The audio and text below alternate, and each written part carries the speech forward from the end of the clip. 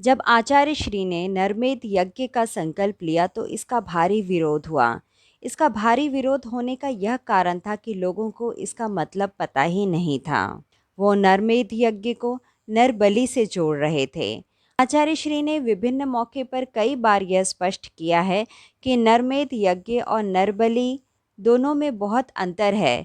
इस अंतर को समझाया भी। आचार्य श्री ने बताया कि जब हम अपनी इच्छाओं, आकांक्षाओं और अपनी वासनाओं का त्याग समाज के हित के लिए करते हैं, तब उसे नरमेध कहा जाता है। और रही बात नरबलि और पशु बलि की, यह तो मध्यकाल के अंधकार युग में प्रारंभ हुआ था। यह एक कुप्रथा है, कुसंस्कार है। नरमेध यज्ञ लोगों को कुसंस्कार से मुक्त करता है। दोनों का अंतर स्पष्ट करने के बावजूद उनका समय समय पर विरोध हुआ।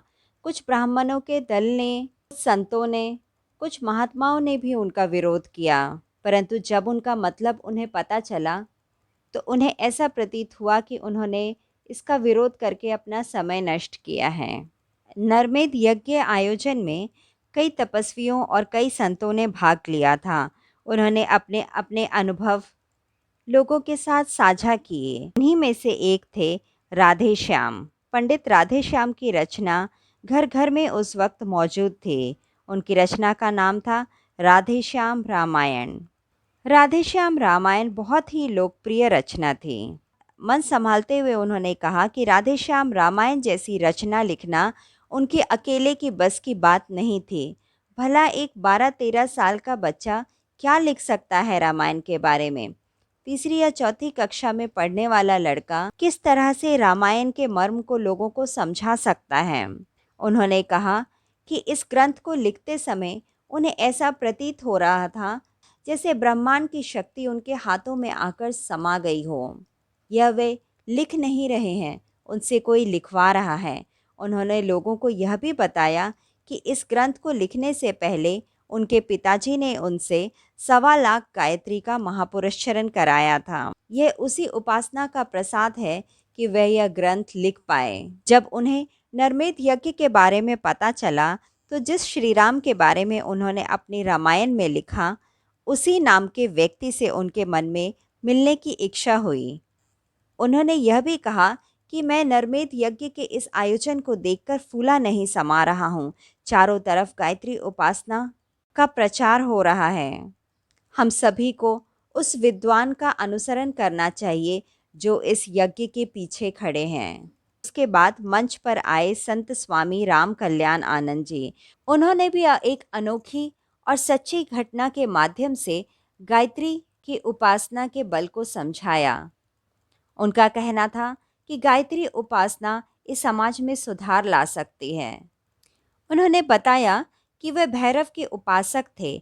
लोग उन्हें भैरव बाबा या जागी बाबा कहकर बुलाते थे। उन्होंने बड़ौदरा में एक कुआं बनाने का सोचा। कुएं का काम शुरू हो गया। लोग खुदाई करने लगे। तभी एक बड़ा सा पत्थर उनके सामने आया। उस पत्थर को तोड़ने में काफ़ी जद्दोजहद करनी पड़ी। आखिरकार वह पत्थर टूटा, 2 हिस्सों में बँट गया। उसमें से एक पत्थर पे कुछ आकृति सी उभरी हुई थी। उस आकृति को देखने के बाद एक वृद्ध महिला वहां आकर बैठ गई और गायत्री का जाप करने लगी। यह देखकर उनको थोड़ा क्रोध आया। उन्होंने उस महिला को उठने के लिए कहा, परंतु वह महिला उठी नहीं, बल्कि अपनी उपासना में डटी रही। यह देखकर स्वामी जी को और क्रोध आया। उन्होंने उस वृद्ध महिला को जोर से कहा कि उठती हो या नहीं। इसका भी उस वृद्ध महिला पर कोई प्रभाव नहीं पड़ा। स्वामी जी ने उसे धमकी देते हुए कहा कि तुम जानती हो मैं कौन हूँ, तुम्हें 1 मिनट में भस्म कर दूंगा। महिला ने कहा कि मैं एक जाप कर रही हूँ, कृपया मेरा जाप पूरा हो जाने दीजिए, मैं उठकर चली जाऊंगी। उसकी आवाज़ में दृढ़ता थी। उस दृढ़ता ने स्वामी जी को और क्रोधित कर दिया। स्वामी जी ने जैसे ही अपना पैर उस पत्थर पर प्रहार करने के लिए उठाया, वैसे ही वे पीछे की ओर गए और कुएं में गिर गए। उन्हें ऐसा प्रतीत हुआ कि जैसे कुएं में किसी ने उन्हें उठाकर फेंक दिया हो। उसके बाद कुछ स्थानीय लोग उनकी मदद के लिए आए। चारपाई में रस्सी बांधकर लटकाया गया। उस वृद्ध महिला ने उन्हें पानी में से खींचकर चारपाई पर बिठाया। जैसे ही चारपाई ऊपर की तरफ आने लगी, वे वृद्ध महिला गायब हो गई। स्वामी जी बाहर आकर बेहोश हो गए। अस्पताल गए और ठीक होने के बाद उन्हें गायत्री की महिमा का भान हुआ। सब कुछ छोड़ छाड़ के वे गायत्री उपासना में लग गए। फिर उन्होंने वहां के लोगों को संबोधित करते हुए कहा कि नरमेध यज्ञ का अर्थ यह नहीं है कि खुद जलकर भस्म हो जाना या अपना बलिदान देना, बल्कि इसका अर्थ ये है कि अपने अंदर के अहंकार का बलिदान देना, अपने अंदर बैठे हुए अहंकार रूपी राक्षस को जलाकर भस्म कर देना। गायत्री तपोभूमि में 12 स्तंभ स्थापित किए गए। हर एक स्तंभ से 2-2, 3-3 बलिदानी बंधे हुए थे। उनके हाथ पैर कच्चे सूतों से बांधे गए थे। उनकी पीठ, गर्दन, पांव और कमर भी बंधी हुई थी। 27 लोगों ने इस बलियूप से बंधने का निश्चय किया, अर्थात अपने अंदर के अहंकार को समाज के कल्याण हेतु बलि देने का संकल्प लिया। उन बलियूप से बंधे हुए साधकों को माताजी ने तिलक लगाया, हाथ में कलावा बांधा।